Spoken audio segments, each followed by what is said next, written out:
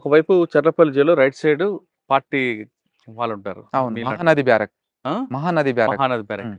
ఇంకోవైపు మొద్దుసీల్ లాంటి వాళ్ళు కనిపిస్తుంటారు. అంటే మొద్దు సీన్ గూడా మాతో పాటు ఉండేది. అంటే రూమ్ ఒకటే బ్యారక్. ఆహా! దాంట్లో 12 రూములుంటాయి. ఆ! ఆ 12 రూమ్‌లో అతనికి ఒక రూమ్ అంటే హై సెక్యూరిటీ బ్యారక్ అదే గాబట్టి, అందులో ఒక రూమ్ ఇచ్చారు. కానీ అతనికి మాకు ఎలాంటి సంబంధం లేదు. ఎందుకంటే అతని లైన్ వేరు, మా లైన్ వేరు. కానీ మాట్లాడుకునేవారా? మాట్లాడుకో రోజు పరిటాల రవి గురించి ఎందుకు చంపానని చెప్పాడా ఎప్పుడైనా? చెప్పాడు. ఆ! ఇగ ఆయనేం చెప్పాడప్పుడు? డబ్బుల కోసం వాళ్ళు చంపింది. హ్మ్. ఏదో సూర్య అన్న కన్ భావకాలాల్లో తృప్తి కోసం అని కాదా? లేదు, లేదు, లేదు. వాళ్ళేందో క్రిమినల్స్. ప్రజలు అంటే వాళ్ళేదో సూర్యన్న కళ్ళల్లో ఆనందం చూడాలని చంపినా అని చెప్పిండు కదా! ఒక డైలాగు. హ్మ్. అది కాదు. అదేందంటే అప్పటికేందంటే క్రిమినల్ అప్పటికి జైలుకు చాలా సార్లు వచ్చిపోయిండు. అప్పుడు సూర్య అనేది పరిచయం అయ్యిండు. ఆ సూరి పరిచయం అయిన తర్వాత సూరికి ఇతని ద్వారా ఏమైనా సూరికి అవసరం వస్తదనుకోని అతను సూరి ఇతన్ని లోబరుచుకొని అట్లా చేసింది తప్ప డబ్బుల కోసం చేసిందది. హ్మ్. ఎవరు మొద్దు సీను. ఇది ఏదో చేసింది గాదు. డబ్బుల కోసం చేసిందే. డబ్బుల కోసం ఎంత అని ఆఫర్ అని చెప్పాడా? చెప్పాడు. ఎంత? ₹1,00,00,000 అని చెప్పాడు. అందులో ఇచ్చింది 5,00,000 అయితే మేము వాకింగ్ ఎక్సర్సైజ్ చేసేటప్పుడు రాజిరెడ్డి అన్నతోటి డిస్కషన్ అంటే కొంచెం చర్చించేవాడు. "అన్న సూరి ఇట్లా చేసిండన్న, నన్ను ఇట్లా మోసం చేసిండన్న నేను అప్రూవ్‌గా మాడిపోతా." అంటే సరే అది ఏదుంటే మీ ఓన్ నిర్ణయము. అది మాకు సంబంధం లేని విషయము. మీ ఇష్టం అని చెప్పాడు. ఎవరు మన రాజిరెడ్డి అన్న. హ్మ్. అయితే అందులో ఇచ్చింది 5,00,000 అతనికి. తర్వాత ₹1,00,00,000 ఒప్పుకున్నాడంట. తర్వాత అప్రూవ్‌గా మారుతున్నందుకు ఇక తర్వాత ఏం జరిగిందో తెలీదు. తర్వాత అనంతపూర్ జైలుకి ట్రాన్స్‌ఫర్ అయిపోయిండు. ట్రాన్స్‌ఫర్ అయిన ఒక 10 రోజులకే మర్డర్ అయిపోయింది జైల్‌లో. ఆ జైల్‌లో ఉన్న వాళ్ళ మీద పోలీసులతో పాటు బయట నుంచి నయీం కూడా నిఘా పెట్టేవాడు. పెట్టేవాడు. మీకెప్పుడైనా ఎదురుపడ్డాడా? నయీం నాతో ఎప్పుడు అంటే హ్మ్. నిఘా అనేది ఉంది. హ్మ్. కాకపోతే నాతో ఎప్పుడు ఎదురు పడలే. హ్మ్. జైల్‌లో ఫోన్‌లు మాట్లాడుకునేవారా అప్పట్లో? అంటే మొబైల్సా? లేకపోతే మొబైల్. మొబైలు అంటే మేము మాట్లాడేది గాదు. హ్మ్. ఇగ వేరే వాళ్ళంటే వేరే వాళ్ళు గూడా తక్కువ. అది గూడా ఇప్పుడైతే అట్లాంటిది ఏం లేదు. అట్లా ఫోను సౌకర్యం ఏమి ఉండదు. కానీ ఎప్పుడైనా పరిటాల రవి ₹5,00,00,000 మర్డర్ కోసం పరిటాల రవి మర్డర్ చేశాను, ఒప్పుకున్నాను కాంట్రాక్ట్ అని చెప్పాడు గదా! అవునవును. సీను. డబ్బులు రాలేదు కాబట్టి కోపంతో ఆయన ఏమైనా మాట్లాడాడా? కోపంతోని మాట్లాడేటోడు. సూరి నాకు మోసం చేశాడని గాని మోసం చేసి వేరేవేం చెప్పేవాడా? అదే సూరి మోసం జేషిండు గదా!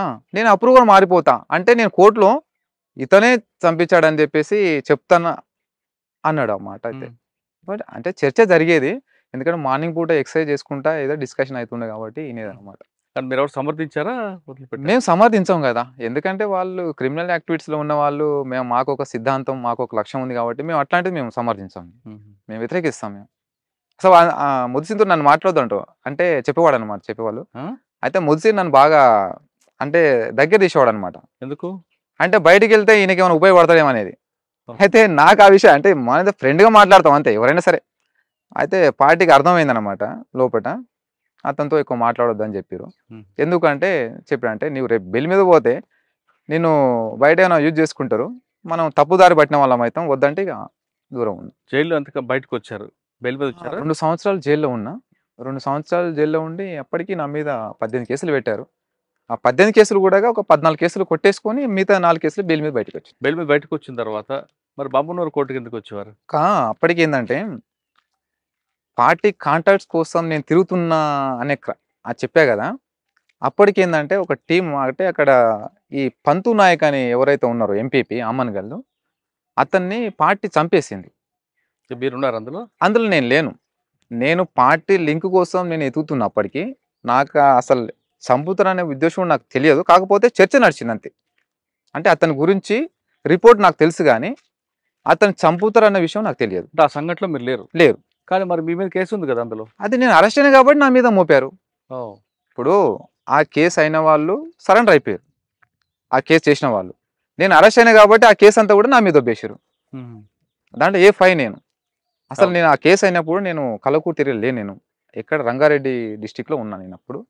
అది పార్టీ కాంటాక్ట్ కోసం నేను అక్కడికెళ్ళినా నేను. కానీ అతను చంపుతాడన్న విషయం నాకు తెలీదు. కాకపోతే అతని గురించి కొంచెం చర్చ నడిచింది పార్టీలో. ఎందుకు ఆయన్ని చంపాలనుకున్నారు? ఆయన ఒక లంబాడి సామాజిక వర్గం వ్యక్తి గదా! అవునవును. మరి ఆయనకి చంపితే మీకు పార్టీలో ఆదరణ గ్రామాల్లో మీకు అయితే ఆదరణ పోతది గదా! కరెక్టే. ఇదే డిస్కషన్ నేను కూడా చేశాను సార్. అంటే మీరు చెప్పినట్టుగానే అతని మీద ఏందంటే కల్వకుర్తి ఏరియాలో సీరియస్ ఎలిగేషన్స్ ఉన్నాయి ఆయన మీద. అలా ఏంటి? ఎలిగేషన్స్ ఏంటంటే అతనేందంటే అంటే గిరిజన భూములైతే ఏవైతే ఉంటాయో, ఆ భూములన్నీ గూడాగా వాళ్ళని బెదిరించి, వాళ్ళని కొనుగోలు చేసి, తక్కువలో కొనుగోలు చేసి ఆయన రిజిస్టర్డ్ దందా చేసేవాడంట. తర్వాత వచ్చేసి ఈ ఎస్టీ అమ్మాయిల మీద బాగా లైంగికంగా వేధింపులు తర్వాత వాడుకునేటోడు. అతను వాడుకోవడమే కాకుండా ఆ అమ్మాయిలని తీసుకుపోయి ఎమ్మెల్యేల దగ్గర కొంతమంది ఎవరైతే ఈయనకు అనుకూలంగా ఉండే ఎమ్మెల్యేల దగ్గర తీసుకుపోయి అంటే వాళ్ళకి ఎట్లా అంటే వాళ్ళకు ఉద్యోగాలు ఇప్పిస్తాను, అవి ఇప్పిస్తాను అని చెప్పి వాళ్ళని తీసుకుపోయి మోసం చేసి వాళ్ళని ఆ రకంగా వాడుకునేటోడు. అక్కడ అక్కడ గిరిజనులు చెప్పారు. అంటే ఈ లంబాడీసే చెప్పేటోళ్ళు. అయితే మరి ఏం చేద్దాం ఏందనేది పార్టీ అంటే ఈ విధంగా ఎలిగేషన్స్ అయితే ఆయన మీద ఉన్నాయి. కాబట్టి పార్టీ చంపాలా వద్దా అనేది ఇక పార్టీ నిర్ణయం అది. ఎలా జరిగింది ఉండొచ్చు ఆ సంఘటన? సార్ ఆ సంఘటన ఎలా జరిగి ఉండొచ్చు? ఇక ఆ టైంలో నేను లేను కాబట్టి చెప్పలేను సార్. మీరు లేరు. హ్మ్. కాకపోతే మీకు తర్వాత తెలిసి ఉండొచ్చు కదా! చెప్పారు. పోయినారంట ఇద్దరు. నేను మళ్ళీ వచ్చిన తర్వాత కలిసిన తర్వాత చెప్పిర్రు. పోయి ఎవరెవరు ఎళ్లారంటే ఇద్దరు ఎళ్లారంట. ఇద్దరెళ్లి ఆ చేసిర్రు. కేసులో మీకు అరెస్ట్ చేశారు. అరెస్ట్ అయ్యాను. చేసి ఎక్కడ మహబూబ్‌నగర్ జైలా? లేదు చెర్లపల్లి జైల్‌లో ఉన్నాం. పంతు నాయక్ కేసులో కూడా. ఆ! ఆ! హ్మ్. బయటికొచ్చారు బెయిల్ మీద. అవును. మరి మహబూబ్‌నగర్ కోర్ట్‌కి ఎందుకొచ్చేవారు? అయితే బెయిల్ మీద బయటకొచ్చిన తర్వాత మహబూబ్‌నగర్ కోర్టుకు నేను పేష్‌కెళ్ళేవాడిని గదా! అంటే కేస్ అనేది కమిటెల్ అయింది. అది హ్మ్.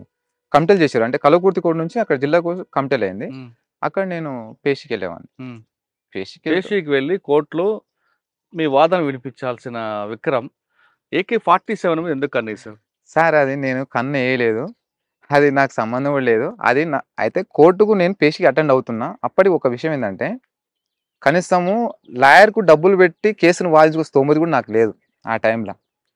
అయితే కేసు ఆల్రెడీ స్టార్ట్ అయింది, రన్ అయింది. నాకు అడ్వకేట్ లేడు. తర్వాత అడ్వకేట్‌ని పెట్టుకోమని కూడా చెప్పిండు. చెప్తే నా మిత్రుడు మా ఫ్రెండు కొనపూర్ రామ్ తెలుసు కదా! హ్మ్.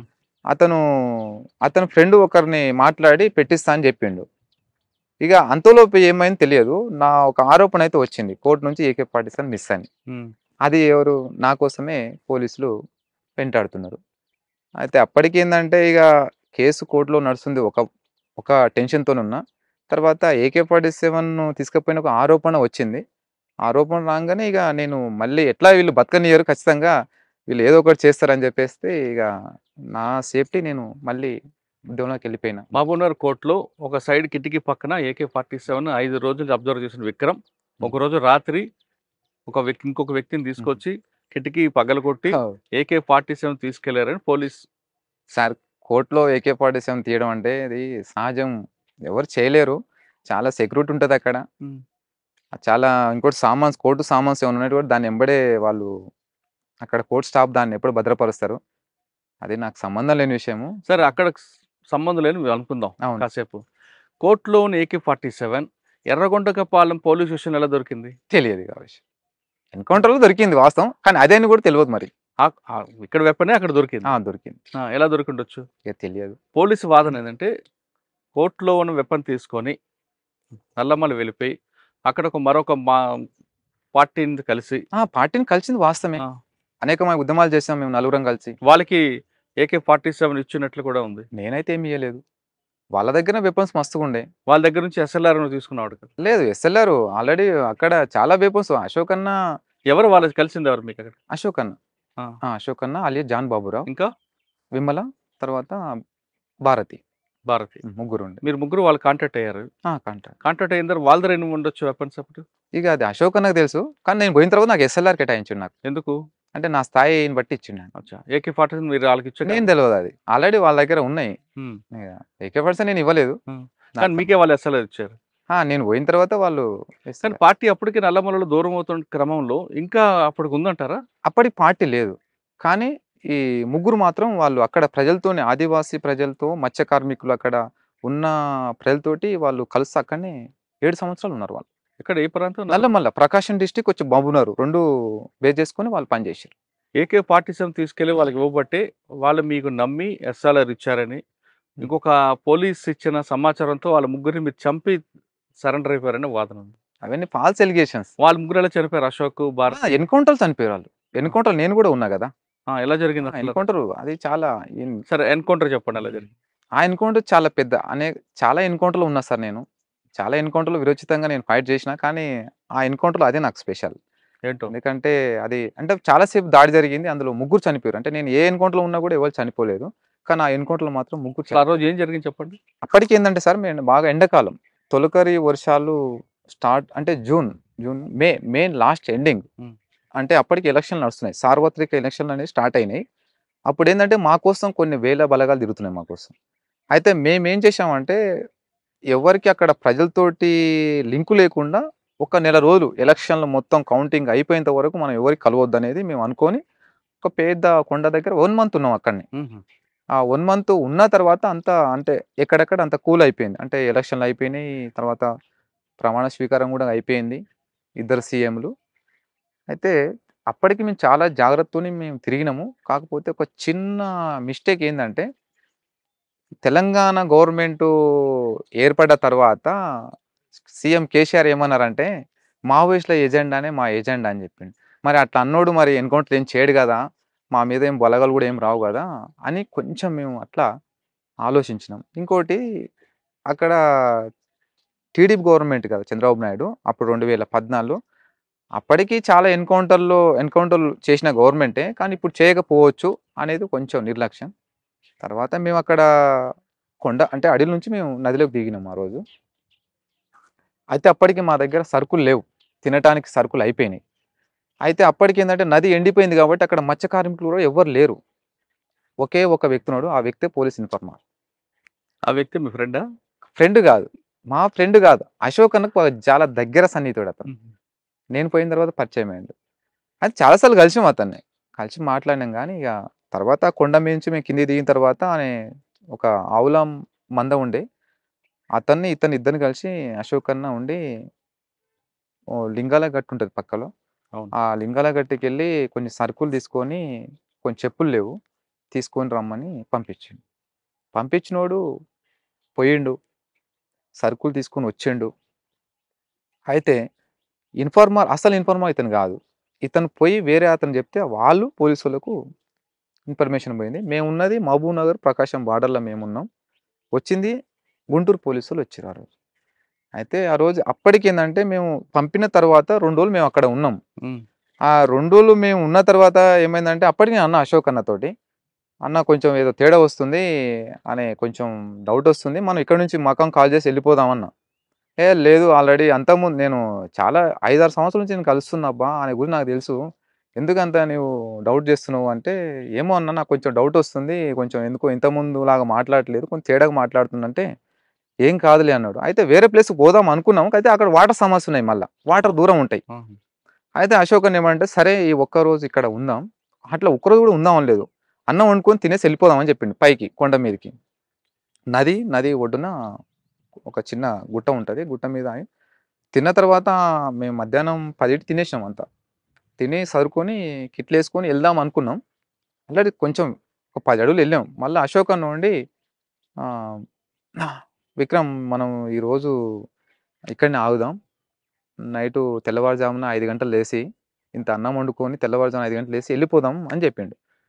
సరే ఎళ్దాం. కాకపోతే మరి ఇక్కడైతే ఈ ప్లేస్ అయితే బాగాలేదు. వేరే ప్లేస్‌కెళ్దాం అన్నా. ఏం కాదులే వాళ్ళు పోయొచ్చి కూడా 3 రోజులయింది గదా! వస్తే 8 రావాలంటే ఎప్పుడు రావాలి. వాళ్ళొచ్చి 3 రోజులవుతుంది మన దగ్గరికి. కాబట్టి ఏం కాదు అన్నాడు. అయితే ఇంకోటేందంటే మేమున్న ప్లేస్‌కు పోలీసులు నడిచి రావాలంటే ఒక 3 డేస్ టైం పడతది. హ్మ్. చాలా హార్డ్ టెర్రన్ ఏరియా అది. వస్తే బోట్‌లో రావాల్సిందే పోలీసులు. కానీ సైడ్ పూట నడుచుకొని రావడానికి కూడా ఇబ్బందే. బాగా లోయలు, కొండలుంటాయి బాగా. అయితే అది అశోక్ అన్న మిస్టేక్ చేసిండు. అయితే బోట్‌లో వస్తే సౌండ్ అయితే మనం అలర్ట్ అయితాం. అయితే మేమేం చేసినామంటే ఇగ సరే అని చెప్పేసి ఇగ ఆగినాం అక్కడ. అదేంటంటే పెంట ఉంటది. ఆవుల మంద పెంట. కొండ మీద ఒక చిన్న పెంట ఉంటది. నదికి ఆనుకోని ఉంటది. అయితే భారతి మా మహిళా కామ్రేడ్‌ని "నీవు అబ్జర్వేషన్ చేస్తూ ఉండు కూర్చొని" అని అశోక్ అన్న చెప్పిండు. సరే అప్పటికి మేము వెపన్స్ అన్ని క్లీన్ చేసుకొని ఇగ అశోక్ అన్న అటు ఉన్నాడు. విమల అట్లా ఉన్నది. నేను ఇట్లా ఉన్నా. అయితే ఆ కొండ పైన పెద్ద కొండ ఉంటది నదికి దిగి. ఆ కొండ దిక్కు ఇటు తలకాయ పెట్టి చూసుకుంట నేను ఉన్నా. అప్పుడేందంటే అప్పుడే మధ్యాహ్నం 11:55 నిమిషాలవుతుంది. అప్పటికి ఆంగ్లంలో వార్తలు ఇన్నాం. ఇని మళ్ళా పక్కకు పెట్టేసి ఇట్లా కొంచెం ఒరిగినాం అంతే. కునుకు తీస్తున్నాం అంతే. ఆల్రెడీ అశోక్ అన్న ఎళ్ళిపోయిండు. నిద్రకెళ్ళిపోయిండు. విమల గూడా నిద్రకెళ్ళిపోయింది. భారతి మాత్రం కూర్చొనుండే. ఇగ తర్వాత నేను గూడా ఏందంటే కొంచెం అప్పుడప్పుడే నిద్ర పడుతున్నా. పోలీసులయితే ఇగ వాళ్ళు ఫైరింగ్ ఓపెన్ జేషిర్రు. హ్మ్. దగ్గరికొచ్చి ఫైరింగ్ ఓపెన్ జేషిర్రు. ఫైరింగ్ ఓపెన్ చేయంగానే ఇక నేను అనుకున్నా ఆల్రెడీ పక్కా సమాచారంతోటి వచ్చిర్రు కాబట్టి ఇగ కష్టం. హ్మ్. ఇక మేము ఎక్కడ ఎళ్ళటానికి గూడా అక్కడ మనకు లేదు. దారి లేదు. ఇక నేనేం జెప్ అక్కడ మేము ఉన్న దగ్గర కవర్స్ లేవు మాకు. అంటే పొజిషన్ తీసుకొని ఫైర్ జేయాలంటే మాకు రాళ్ళు గాని ఏం లేవు. కొంచెం ఓపెన్ ఉంటాయి. చెట్లుంటాయి అంతే. కానీ మేము అంత అలర్ట్ గూడా లేము. ఓకే. కానీ వచ్చిన పోలీసులకేందంటే వాళ్ళకు చుట్టూ రాళ్ళు ఉంటాయి. కొంచెం చిన్న కాలువ ఉంటది. వాళ్ళు దగ్గర దాకా వచ్చి బ్రష్‌లో కొట్టేసిర్రు. కొట్టంగానే ఫస్ట్ మా మహిళా కామ్రేడ్ పడిపోయిందామె. పడి అశోక్ దిక్కు పడిపోయింది. నేను పండుకొని ఫైరింగ్ ఓపెన్ చేసిన.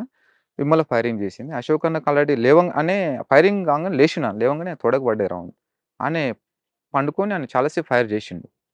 ఒక చాలా సేపు బ్రష్‌లో కొట్టిర్రు. అసలు అయితే నేననుకున్నా గదా! ఇప్పుడు యు ఆకారంలో వాళ్ళు ఫైర్ చేస్తున్నారు. కాబట్టి నేను పోతే నదిలోకి పోవాల్సిందే. కాబట్టి నాకు వేరే మార్గం లేదిగ. వాళ్ళు ఫైరింగ్ చేస్తా ఉంటే ఒక 3 సెకండ్ ఫైరింగు కొంచెం బందయింది. బంద్‌గానే నేను లేసి ఇగ బెండ్రంలో ఉరికినా ఇగ. అక్కడ ఏం జరిగింది ఇంగ వాళ్ళు పడిపోయి అందరూ చనిపోయారో లేదో నేను చూసుకోలేదిగ. నేను నదిలో నుంచి నది దుంకి అంటే నాకు ఒకటే మార్గం అక్కడ. నది దుంకినా నదిలో దుంకి అక్కడ దాటుకుంట అంటే ఈదుకుంటానే ఎళ్ళిపోవాలి. ఇగ లేదంటేనేమో ఇగ చనిపోవడం. రెండే నాకు ఆప్షన్ అక్కడ. సరే అని చెప్పి నదిలో కిందికి డౌన్‌లో పోస్టాలకు ఆల్రెడీ ఇగ కిందికొచ్చిన. అప్పుడు నేను దిగుతుంటే ఆల్రెడీ ఇంకో ఇద్దరు, ముగ్గురు కిందకి దిగిర్రు వాళ్ళు. దిగిన తర్వాత వాళ్ళు ఏం చేసిరంటే కొంచెం అప్పటికి వాటర్ తగ్గింది నది. అయితే దుంకుదాం అనుకున్న ప్రయత్నంలో ఏందంటే మళ్ళీ దుంకొద్దనుకోని మళ్ళా నా ఆలోచన మార్చుకొని మళ్ళా మట్టి గడ్డ నుంచి కింద నుంచి ఎళ్తున్నా. వాళ్ళు పైనుంచి నన్ను చూసిర్రు వాళ్ళు. అంటే వాళ్ళు కూడా కిందకొచ్చిర్రు. అయితే నేను ఇట్లా ఎళ్తున్నా కాబట్టి వాళ్ళేం చేసిర్రు నన్ను కవర్ చేయడం కోసం వాళ్ళు గడ్డ పైనుంచి వస్తున్నారు. వాళ్ళు గడ్డ పైనుంచి చూసి నన్ను ఏం చేసిరంటే మళ్ళీ వాళ్ళని అటు పోనిచ్చి నేను మళ్ళా రిటర్న్ ఇట్లా వచ్చేసి మళ్ళా కొండ ఎక్కి పైకెళ్ళిపోయినా. అప్పుడు వాళ్ళు చూసిర్రు రాళ్ళు డోలుతుంటే. చూసేసి ఫైరింగ్ చేసిర్రు కానీ అప్పటికి నేను దాటిపోయినా. అంటే ఆ అట్లా ఘటనలో ఆ! ముగ్గురు ముగ్గురు చనిపోయారు. మీరొక్కరు సేవ్ అయిపోయారు. అవును. మరెలా బయటపడ్డారు? అయితే నేను చాలా రోజుల తర్వాత ఒక 4 డేస్ వరకు నేను అడవిలో ఉన్నా ఒంటరిగానే. ఫుడ్ కూడా ఏం లేదు. ఇక 4 డేస్ తర్వాత మళ్ళీ నేను ఆహ్, వేరే గ్రామాలకొచ్చినా ఇగ. గ్రామాలకొచ్చి మళ్ళా కలవకుర్తి ఏరియాకొచ్చిన మళ్ళీ. ఇగ ఆ 4 డేస్ కూడా నేను చాలా బాధలు పడ్డా, చాలా కష్టాలు పడ్డా హ్మ్. ఇగ. ఇగ ఒంటరిగానే ఉన్నా 4 రోజులు. తర్వాత 4 డేస్ తర్వాత మళ్ళీ కలవకుర్తి ఏరియాకొచ్చి వేరే ఒక వ్యక్తిని కాంటాక్ట్ చేసిన. చేస్తే ఆ వ్యక్తి ఉండి మళ్ళీ పార్టీకి పోవాలంటే మళ్ళా కాంటాక్టు దొరుకుద్ది గానీ, మళ్ళీ ఇక్కడైతే కష్టం మరి వేరే స్టేట్‌కెళ్ళిపోవాలని జెప్పిండు. నేను వేరే స్టేట్‌కి ఏం పోను. ఉంటే ఇక్కడనే ఉంటా. లేదంటేనేమో సరెండర్ అయిపోతా అని చెప్పిన. సరే అని ఆయన సరెండర్ కావటానికి గూడా నాకు ప్రయత్నం జేషిండు. అయితే ఆనే మళ్ళా నేను వేరే శ్యామ్ అని ఉంటాడు గదా! లొంగిపోయిండు అప్పటికి. మేము బాగా కలిసి పని జేసినప్పుడు శ్యామ్ బాగుండేది. అతనికి ఫోను జేషిన. అయితే అప్పటికేందంటే నేను పోయిన తర్వాత కిషన్ అనే సీఐ ఉండే ఇంతకుముందు. అచ్చంపేట చేషిండు. ఆనే నా కోసం బాగా తిరుగుతా ఉన్నాడు. అయితే అప్పటికి నాకు బయటికి ఫస్ట్ జైలు నుంచి బయటకొచ్చిన తర్వాత నాకాయన పరిచయమయిండు. వ్యక్తిగతంగా గావచ్చు, లేకుంటే వేరే మంచి వ్యక్తి అని. ఇగ లొంగిపోయిన నక్సలైట్‌లకు చాలా మందికి పునరావాసం గాని, వేరే వేరే రకంగా సాయం చేసేవాడు గవర్నమెంట్ ద్వారా. అయితే నేను పోయిన తర్వాత అతను మా కుటుంబ సభ్యుల కాంటాక్ట్‌లో ఉన్నాడు. అయితే వచ్చి ఇగ శ్యామ్‌కి ఫోను జేషిన. శ్యామ్ ఫోను జేస్తే శ్యామ్ ఉండి చెప్పిండు. "సరెండర్ అయిపో మరి సార్ గూడాగా మాట్లాడతాడంటే, మరి కేసులేమన్నా బెడతారా ఏందని" అడిగిన. కేసులేముండవు. మాట్లాడదాం వచ్చేయమని చెప్పిండు. చెప్తే ఇగ వచ్చేసినా.